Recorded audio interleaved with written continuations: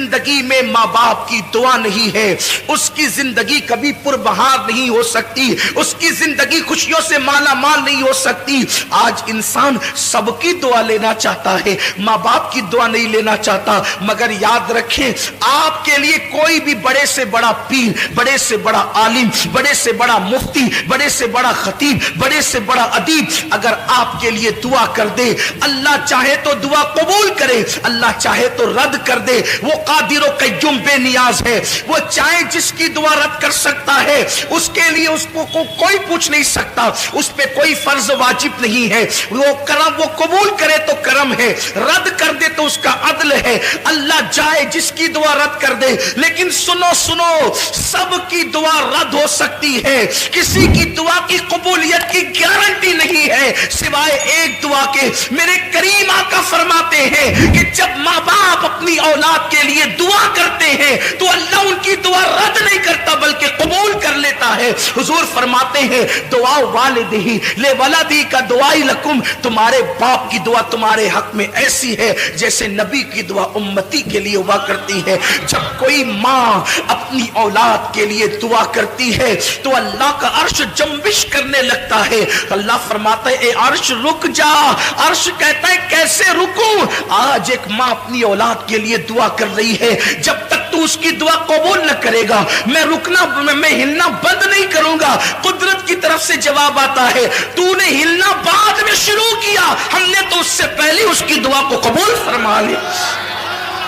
آج ہم یہ سمجھتے ہیں ہم 5 وقت کے نمازی ہے، نیک ہو گئے بہت، ماں نماز نہیں پڑھتی اس کی دعا میں کیا اثر ہو گیا؟ ماں اگر نماز نہیں پڑھتی تو بھی اس کی دعا کی قبولیت ہے، کیونکہ ماں کا مرتبہ نمازی ہونے کی وجہ سے نہیں ہے، ماں کا مرتبہ نیک ہونے کی وجہ سے نہیں ہے، بلکہ ماں کا مرتبہ ماں ہونے کی وجہ سے ہے۔ ایک صحابیہ بارگاہ رسالت میں آ کے کہتی ہے آقا میری ماں شراب پیتی ہے۔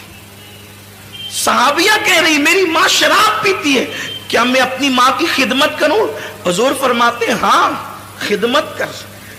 عرض کی حضور وہ شراب پینے کے لیے میخانے میں جاتی ہے، حضور فرماتے ہیں محبت سے سمجھا، اور اگر نہ مانے جب وہ شراب پی کے بے ہوش ہو جائے تو ادب سے اس کو اٹھا کر لا اور اس کے بستر پہ لٹا دے۔ یہ اسلام کی تعلیم ہے، لیکن آج ماں باپ کے ساتھ اس نے سلوک نہیں ہے۔ ماں باپ کو گھر کا کچرا سمجھا جاتا ہے، ماں باپ کو ذلیل و رسوا کیا جاتا ہے۔ یاد رکھنا ہمیشہ جوان نہیں رہو گے، جس دن تمہاری جوانی ڈھلے گی تم بھی باپ بنو گے، خواتین بھی ماں بنے گی۔ تم نے اپنی اولاد کے ساتھ جیسا سلوک کیا تمہاری اولاد اس سے بدتر تمہارے ساتھ سلوک کرے گی۔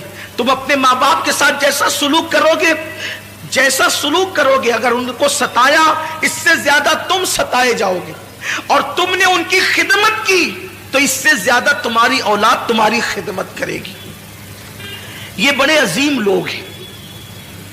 ماں باپ کا جھری پڑا ہوا چہرہ دیکھنا وہ ثواب کا درجہ ہے کہ کسی خوبصورت کو دیکھنے پر بھی وہ ثواب نہیں ملتا جو ماں باپ کے جھری پڑے ہوئے چہرے کو دیکھ کے ثواب ملتا ہے۔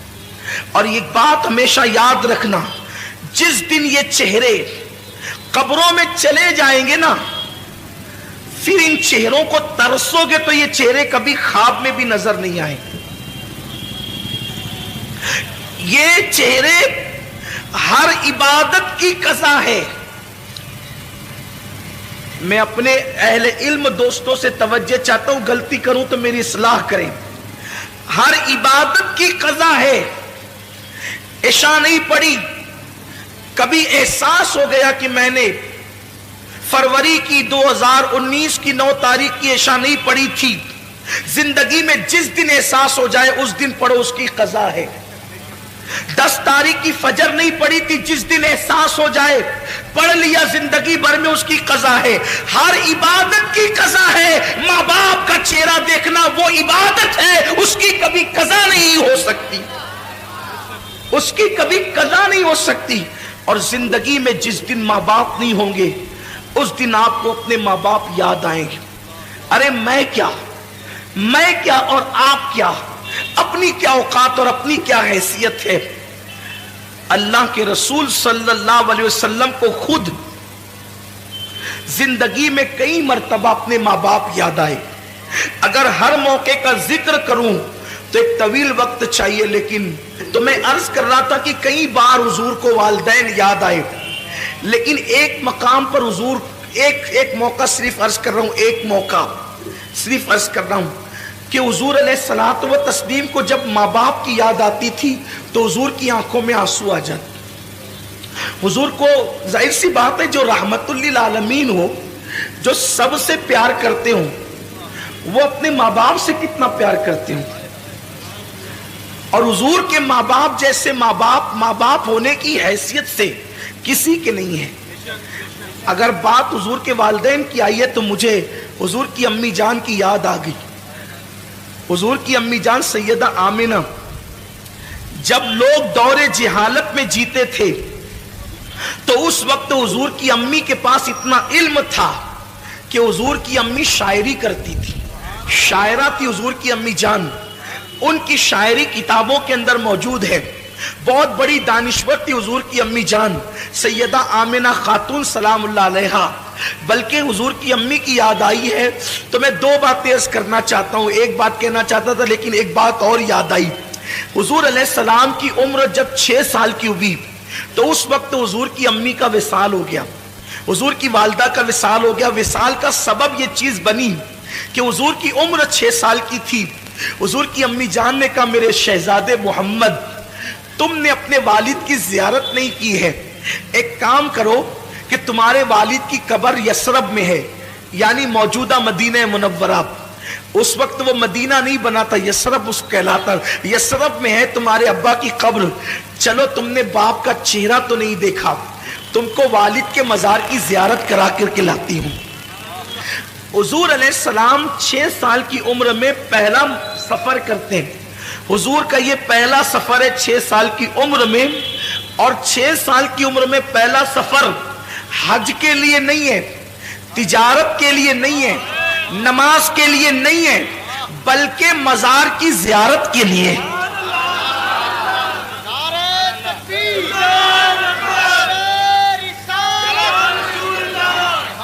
بڑی معذرت کے ساتھ جو دوست قبروں کے مخالف ہیں، مزارات کی زیارت کے مخالف ہیں، میں ان کو کہنا چاہتا ہوں کہ حضور نے تو زندگی کا پہلا سفر مزار مقدس کی زیارت کے لیے کیا، اور وہ بھی اپنے والد کے مزار کی زیارت کے لیے. 6 سال کی عمر میں حضور اپنی امی سے کہتے ہیں امی ٹھیک ہے. دراصل بات یہ تھی کہ حضور اپنی ماں کے پیٹ میں تھے اور صرف 2 مہینے یا 3 مہینے یا 4 مہینے کے اندر حمل کی شکل میں تھے. حضور کے والد کا وصال ہو گیا.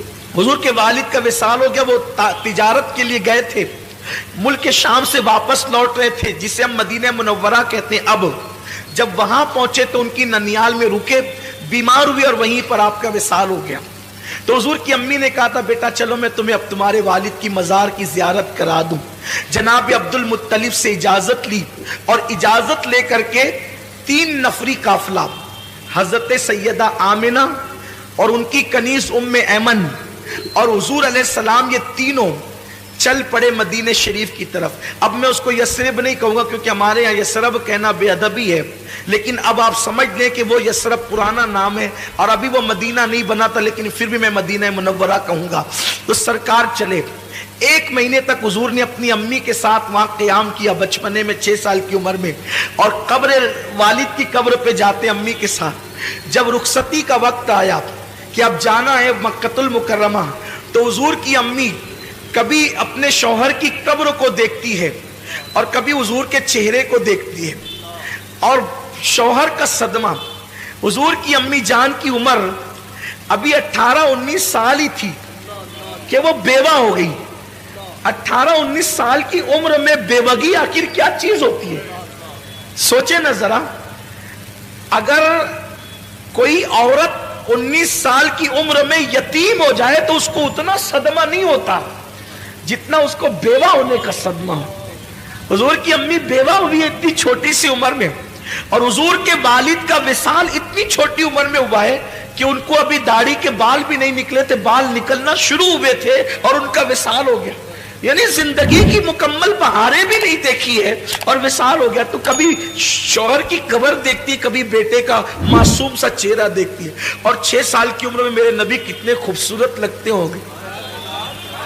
جس کے گالوں کی قسم قرآن یاد کرے والضحیٰ کہہ کر، جس کے زلفوں کی قسم یاد کرے قرآن واللیل کہہ کر، جس کی ماں کو قرآن گویا کے مطلع الفجر حق کہے. آخر اس رسول اعظم جب بچے لڑکپن کی طرف جاتے ہیں تو بڑے خوبصورت لگتے ہیں، جب جوانی کی طرف جاتے ہیں تو بڑے حسین لگتے ہیں.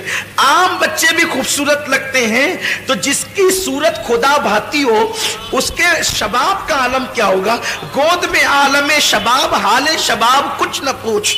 تو کبھی بیٹے کا چہرہ دیکھتی ہے، کبھی شوہر کی قبر دیکھتی اور اشعار پڑھتی ہے شوہر کی یاد میں، اور بیٹے کا ہاتھ پکڑ کر کے پھر آخری بار قبر دیکھ کر کے نکلتی ہے. اسی میں طبیعت میں تبدیلی شروع ہوئی، طبیعت بدلنا شروع ہوئی، سفر شروع ہوا، یہاں تک کہ مقام ابوا تک پہنچتے پہنچتے اب سفر کی ہمت نہیں رہی. تو ام ایمن سے کہتی ہے، ام ایمن اب میں یہاں سے آگے جانے کی میرے اندر طاقت نہیں ہے. تو ام ایمن کے سہارے اپنی سواری سے نیچے اترتی ہیں، اور نیچے اترنے کے بعد ایک چھوٹا سا ٹیلا تھا جو اب بھی ہے، اس پر چڑھتی ہیں. اس وقت سفر میں تکیہ بھی نہیں تھا، تو حضور نے اپنے ننھے ہاتھوں سے پتھر تلاش کیا اور اپنی ماں کے سرہانے چھوٹا سا پتھر رکھا اور چٹائی پہ ماں کو لٹا دیا. حضور کی امی جان لیٹی ہوئی ہے اور سینے کے پاس اللہ کے رسول، 6 سال کے اللہ کے رسول جلوگر ہیں. کبھی حضور کی امی حضور کا چہرہ دیکھتی ہے اور کبھی ام ایمن کو دیکھتی ہے اور روتی ہے. حضور ماں کو روتا دیکھ کر روتے ہیں اور حضور امی سے پوچھتے ہیں، ماں تم کیوں رو رہی ہو؟ میں جب بھی اپنی ماں کو ماں کہتا ہوں تو صرف اس نیت سے کہتا ہوں کہ میرے نبی نے آمنہ کو ماں کہہ کے پکارا ہے، بس اس یادگار کو زندہ کرنا ہے، اسی لیے ہم اپنی ماں کو ماں کہتے ہیں. بس ماں کو ماں کہنے کی وجہ یہ ہے کہ میرے محبوب نے آمنہ کو ماں کہہ کر کے پکارا ہے. اور اللہ اکبر، ساری کائنات جس کو پکارتی ہے، ساری کائنات جس کو پکارتی ہے، اس نے آمنہ کو پکارا ہے. یہ میرے نبی کی ماں کی شان ہے، یہ میرے نبی کی ماں کا مقام ہے. حضرت آمنہ خاتون دیکھتی، حضور کہتے ہیں، امی تم کیوں رو رہی ہو؟ تو ام ایمن کا ہاتھ پکڑ کر چہرہ رسول کا دیکھ کر کہتی ہے، ام ایمن اب میں بچوں گی نہیں، یہ میری آخری ساعتیں ہیں. میرا بیٹا بڑا شان والا ہے، میں نے بڑے شان والے بیٹے کو جنم دیا ہے، اس کو سنبھال کر مکہ لے جانا میری امانت کو. آمنہ خاتون کہتی، ام ایمن میرا بیٹا وہ ہے کہ مشرق سے لے کے مغرب تک جس کی شان کے ڈنکے بجیں گے. ابھی لوگوں کو پتا نہیں ہے، ابھی لوگوں کو پتا نہیں کہ اللہ کے رسول ہے. حضور کی امی کہتی ہے کہ میرا بیٹا وہ ہے کہ مشرق و مغرب میں جس کی عظمت کے ڈنکے بجیں گے. اللہ اکبر. اور پھر اس کے بعد کس شان سے نبی کی امی دنیا سے جاتی ہے. امام زرقانی نے لکھا ہے کہ حضور کی نعت پڑھتے ہوئے وہ دنیا سے، حضور کی نعت، حضور کی نعت اس امت میں سب سے پہلے حضور کے گھر سے لکھی گئی ہے. حضور کی نعت سب سے پہلے حضور کے گھر سے لکھی گئی ہے. نعت لکھنا یہ حضور کے گھر والوں کا طریقہ ہے. حضور کے گھر سے حضور کی نعت سب سے پہلے نعت حضور کے گھر میں لکھی گئی. یا تو حضور کے چچا حضرت ابو طالب نے نعت لکھی، یا حضور کی امی جناب آمنہ نے حضور کی نعت لکھی.